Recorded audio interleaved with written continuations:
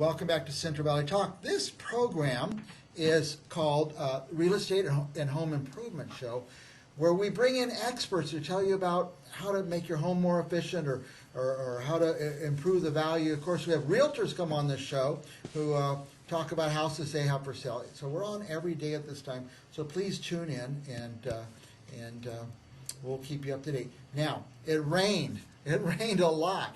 My property, I don't think since I've had this house where I live, has ever taken on this much water into the ground. And the water's not soaking in anymore. So we've asked an expert, a plumbing expert, and a heating expert, an air conditioning expert. I hope I didn't get all that wrong. Doug Biggerstaff. Do you still do all those things? We do it all. We do everything. Drain cleaning, plumbing, water heaters, air conditioning, heating, the whole 9 yards. Are people having problems with their drains now? Yeah, we're getting a lot of calls for drain cleaning. That's something we never thought about. I never thought about. Well, it's a lot of the area drains. So, when they build the houses, especially in the tract houses, they've allowed them for years to use a corrugated pipe. And this pipe snaps together and it's very thin. So when it didn't rain for, normal rain for several years, but when people ran their irrigation, it still got moisture in it. Well, the roots, they smell the water. No different than an animal will smell water. And the roots get into these lines and just destroy them. So when you get a downpour, when you get a couple inches over 2 or 3 days, your backyard's flooded, starts headed towards the sliding door, you're freaking out. Right. Yeah, we've seen it on the news. People are taking on water. So what do? They call. Yeah, a lot of the time, we can use a snake, but it could damage the corrugated pipe. Well, because it is going to damage it. It's not an actual It's drain not meant pipe. to have snakes running through it. It's not the normal ABS or PVC, which is what it should be in our opinion. I think when it's installed, it should be the normal Schedule 40, so it can have a proper maintenance on it. We also can use a jetter, which is better for the pipe, but it won't cut the roots. Right. So we can get it to drain.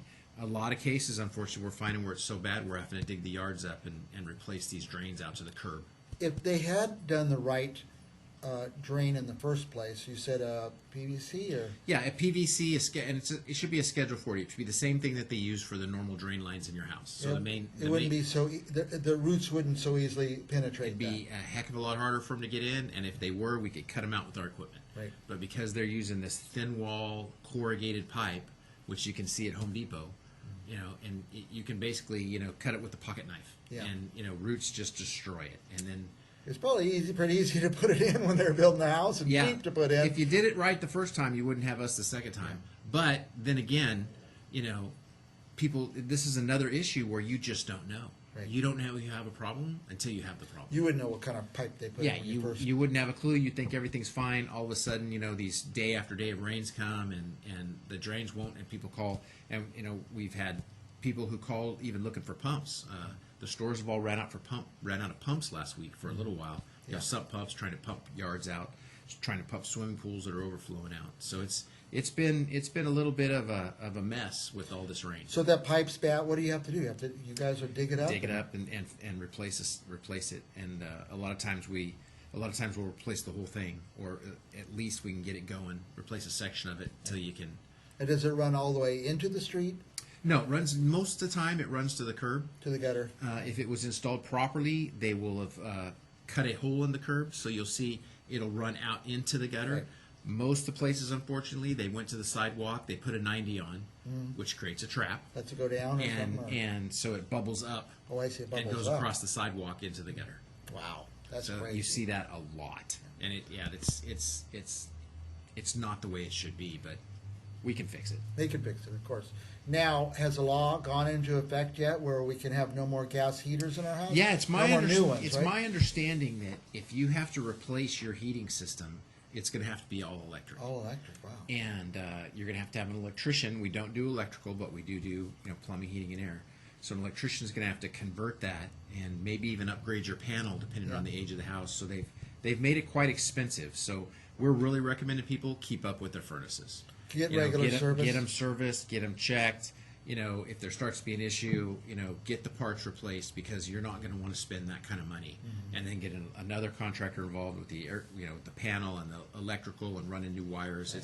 it's added probably 35% to the cost. Should they have an annual maintenance? What's it Yeah, you call us or call whoever handles your heating and air conditioning and have it checked every year. Yeah. Yeah. You know, you caused me to change my life once, maybe 10 years ago. You know what I do every single month? Change your filter. I changed the filter because of That's you. right. You said that 10 years ago. You know, it just made so much sense when you described it. You So have to change the filter. I just go online to Amazon, whatever, order the box of a dozen filters, and every month, on the first of the month, that's how I remember it. I say, oh, it's a Art Douglas Day.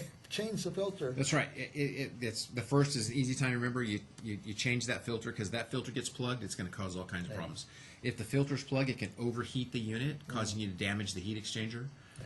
It can make the motors, the blower motor could go out. I mean, you got a whole elaborate list of things. And in the air condition, in the summertime, it'll drive your bill up crazy and could ruin your compressor. Yeah. Now, one reason I know this, or what brought it home to me, was that when I let it go a month or so, I open it up, it is so dirty. And we talked about this before we went on the air. This is a dirty area. Yeah, we live in a bowl, and you know, there's it's been very dry. So there's a lot of dirt, dust, particles in the air, and that gets into your house no matter what you do, and it gets into your system, and it gets into your filter, and you've got to change that filter every month. And you said something about solar panels, too. Yeah, and clean your solar panel. If you have solar, have a company clean them, because you're going to lose 50-60% of your efficiency if you don't keep those panels clean. My buddy tried to clean his own. You know what happened? You can Broken leg? Yeah, he fell off the roof. I don't mean to laugh. It's not that funny, but yeah. I don't do my entire experience with heating, air conditioner, is I change my filter once a month. I don't do anything else because I don't know how.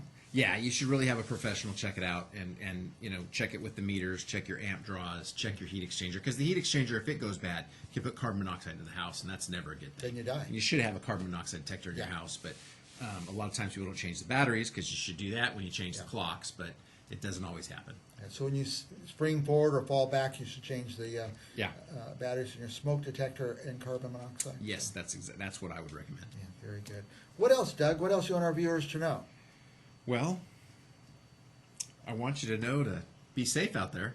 They the other day in the rain, we were headed to look at a job, and somebody was on their phone and didn't see the cars were stopped, locked up the brakes, and fortunately there was room for them to go to the side, but then their car was stuck in the mud. In the mud, yeah. So you got to stay on the road and be safe, and you know, if you have anything wrong with your plumbing, heating, and air, we'll take care of it for you.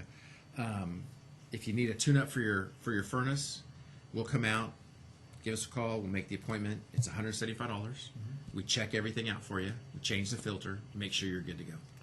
What if they don't want to pay the $175 a year? They just want to wait till it goes out. No, it's just one. If they wait till it goes out, Then if you it's gotta broken, get a whole new. Yeah, then you know we And come you may out. end up with an electric one, huh? Right, we'll come out and we'll give you the price. We always quote the price up front, Yeah. so you know exactly what it's going to cost when we're done.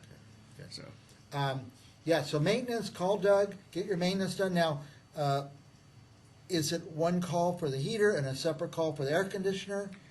yeah, we don't have a maintenance agreement plan. We ended that because it was with telemarketing and it just was they didn't understand. Right. You know, so we were trying to call and schedule these. Yeah. So basically now we just said, you call us and we'll come out and schedule you. Yeah. And are you getting a lot of emergency calls right now? We get a lot of well, that's pretty much our business is, you know, emergency service and repair. Something's broken, something's squirting water, I've got no heat, I got no hot water. And you know, we 300 days out of 365, we can come out the same day. That's nice. So we have same day service. I drive by your place out on Clinton or Yeah, something. I yeah. see all those trucks. I go, those guys must be busy. Yep.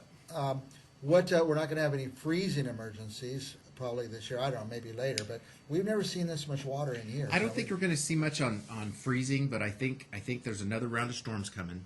And back to the area drains, you check that, because the leaves all fell.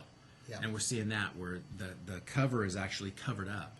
And you need to clean those leaves, do a little bit, and make sure your drains are draining. Right. But yeah, and then, the water starts coming. And then, it was raining so bad at one job that the people called and said that, their drains were plugged up, their area drains, and it was coming towards our house. We got out there and the street was flooded. So the outlet for the area drain was 18 inches underwater. Didn't So matter. water No seeks water its own coming level. in, yeah. Water will Yeah. raise to the level, and that's what was going on. The street itself couldn't keep up. My house here was built 100 years ago. I don't think I have an area drain. You probably don't. Back that was something that started probably, I'm going to say, about the late 80s. They started putting drains in, especially in tract houses. What they used to do is just grade the property so it would run off, and you actually see less issue with the older homes in the older neighborhoods than the newer homes. All right. Our guest is Doug Biggerstaff from Art Douglas Plumbing, Heating, Air Conditioning. You guys do it all? We do it all. And change the filters. Don't wait till the emergency. And we will be back with more right after this.